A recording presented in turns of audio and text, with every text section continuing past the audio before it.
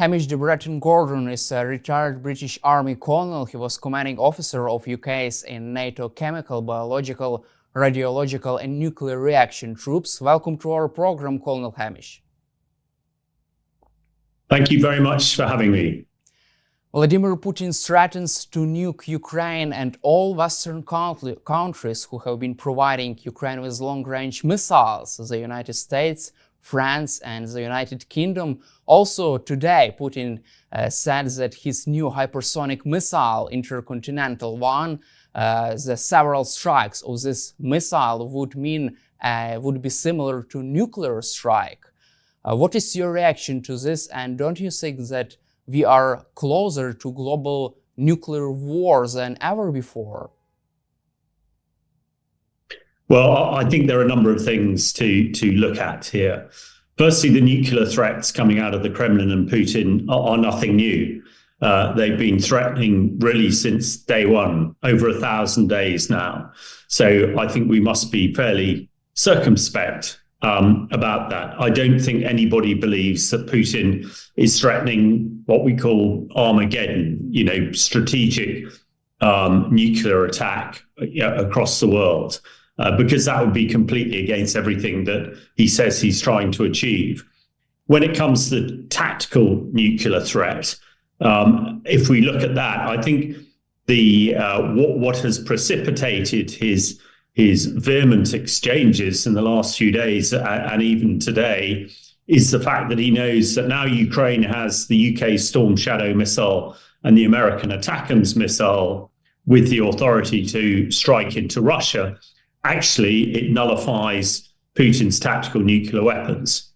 And in very simple terms, the reason that is Putin's tactical nuclear weapons are either a warhead on an Iskander missile or dropped from a jet like an Su-35. Now, both these tactical nuclear weapons have a range of about 400 miles. Therefore, to strike cities within Ukraine, they'd have to be launched right from the Ukraine, very close to the Ukraine border. Hence, Putin now knows that will be incredibly difficult for him with Storm Shadow and ATACMS. So I still think the threat of nuclear attack should be dismissed by the West, and they shouldn't be fearful of coming into the guise of Putin just because he is going to attack them with tactical nuclear weapons. I think the second point, the hypersonic missiles that you mentioned, that they claim to have fired into Ukraine last week, and I believe even today, Russia has claimed that it will fire this hypersonic missile at command and control bunkers in Kyiv and around Ukraine itself. I think this is an escalation. And I think looking at the massive onslaught of missiles fired at Ukraine, particularly the energy infrastructure over the last few days, the West needs to look very carefully on how it can help or support Ukraine in its air defense. And I personally believe that NATO jets, particularly from the UK and France, should be involved to help support Ukraine here. After all, we have done this to support the Israelis when the Iranians fired missiles and drones on a number of occasions at Israel. Both British and American and French jets shot them out of the sky from international airspace. So I think NATO should seriously consider doing the same. And the final bit on this, a lot of people feared escalation by attacking Iranian missiles fired at Israel. But actually, as we've seen this week, it's precipitated a ceasefire between Israel and Hezbollah, who are an Iranian proxy.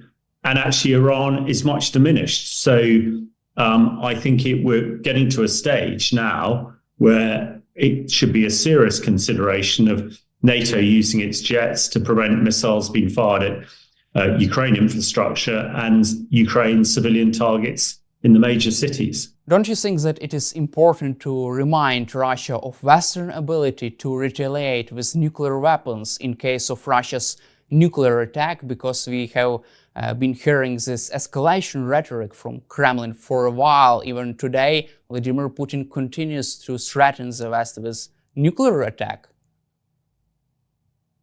Yeah, I think it's very important to remind Putin of NATO's capabilities, and the fact that NATO collectively, with all the NATO countries, including the US, militarily are far more powerful than the Russians. But there has been little sort of kickback from NATO and Western capitals to all these threats of nuclear attack. And I think the West needs to make it clear it's highly unlikely that the West would retaliate with nuclear weapons themselves at this stage. But I think what they would do is an overwhelming conventional response. And with the power of Western air forces and also their conventional capability, I think they could very much destroy the Russian army and air force. And I expect Putin sort of knows that, which is why he keeps threatening to escalate.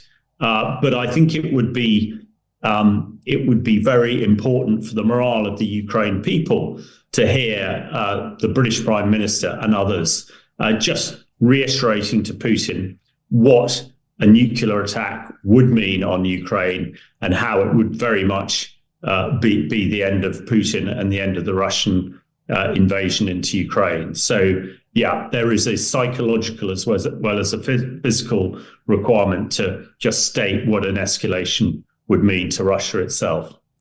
There are also discussions on the West about the technical readiness of NATO for even a global nuclear war, because Russia has more than 4,000 nuclear warheads. 1,700 warheads are ready to be used right now. And how do you see this issue? And is the West ready for a nuclear war with Russia at this stage? And another question, is NATO capable of intercepting such intercontinental hypersonic missiles? Well, I think two very important and very big questions there. I think when it comes to the nuclear parity, as we call it, the mutually assured destruction between Russia and the West, yeah, I think absolutely the West is ready, and there is parity. Russia might well have 4,000 or so nuclear weapons, but then the West has that as well.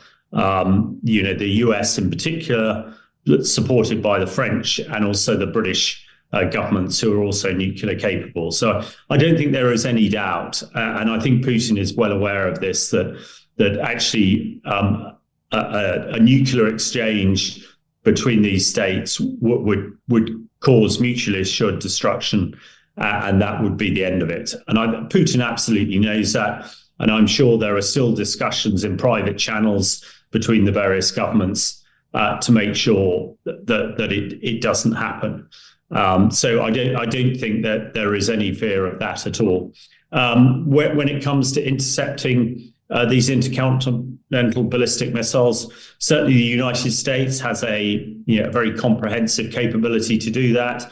Other countries less so. But I would say also that Russia does not have the means to interdict American and British intercontinental ballistic missiles. In fact, probably less. And also a lot of its air defense capability they've used up in the war with Ukraine. So actually, the balance is probably more with the West at the moment, and that is perhaps something that the West should be talking about.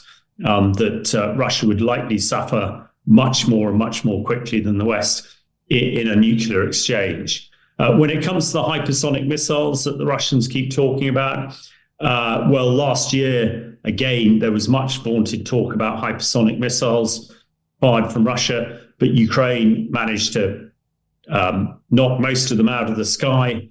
And even the latest hypersonic missile, although it did impact into Ukraine last week, there is, I think, if Western forces, and particularly the US, gave its high-level air defense to Ukraine, or made it available, that even these latest super hypersonic weapons, as Putin calls them, would also be knocked down. So I think overall that there is very much parity, if not an advantage to the West in a nuclear strike. And again, it would be well worth Western leaders articulating this.